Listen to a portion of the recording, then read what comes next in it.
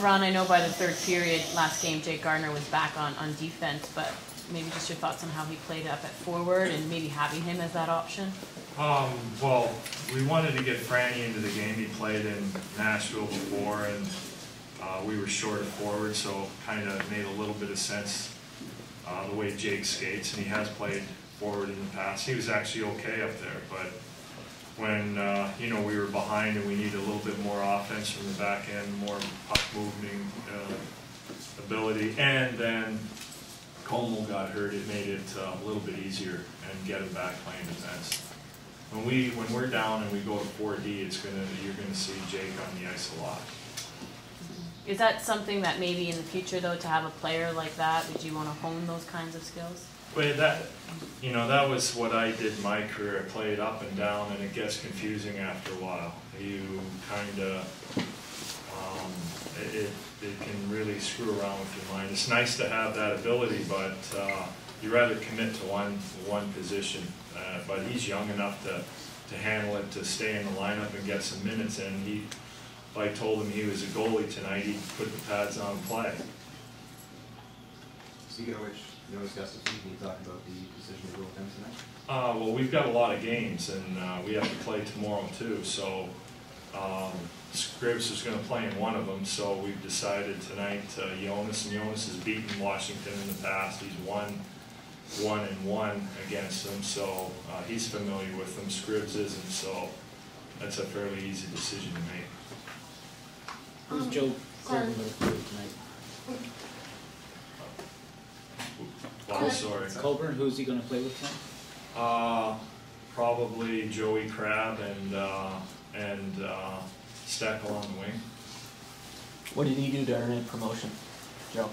Well, until he was hurt 2 weeks ago, he was leading the American League in scoring. He was Player of the Month in the American Hockey League, so it's fairly easy to get that opportunity. And we're missing so much skill. We need a skill player to put in. I was under the impression, I think most of us were, that Robert needed to get medical clearance before he could start off-ice training, and then he would be allowed on the ice. And as of Thursday, he hadn't received that yet, but he was on the ice yesterday. So can you clarify what happened? Or well, I don't ever believe that there's been a. He's got medical clearance. Where did we get that he didn't have medical clearance to go on the ice or exercise? He does have that. I don't know what Brian said, but of course our doctors are allowing him to go on the ice. We don't arbitrarily make a decision like that without the doctor's advice. Any update with Mike Brown and his status? He's doubtful for tonight. So do you need to bring up another defenseman, or you do roll?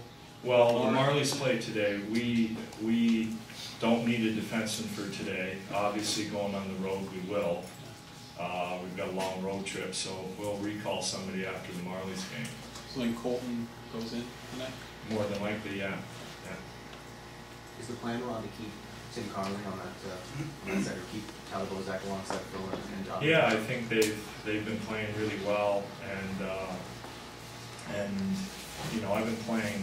That line's been playing 23, 24 minutes. I don't think Timmy's quite ready for 23 or 24 minutes yet. So the last game we actually alternated the centers. In the second half of the game, Timmy was playing half of the shifts with Phil and Loops, and Bozy was going up there too. Playing back-to-back nights, do you have to monitor the minutes that top line plays? And well, if we're in a position to win this game, and hopefully we are, we go for broke in tonight's game and figure something out for tomorrow. Ron, you've had a lot of injuries to deal with this year, but Sarah, though, you're playing fairly well as next to valuable size and everything. Is it a tough loss for 3 or 4 weeks? Well, actually, it's going to be for 8 weeks. He broke his arm and he needs surgery, so it'll be 8 weeks for Como. So.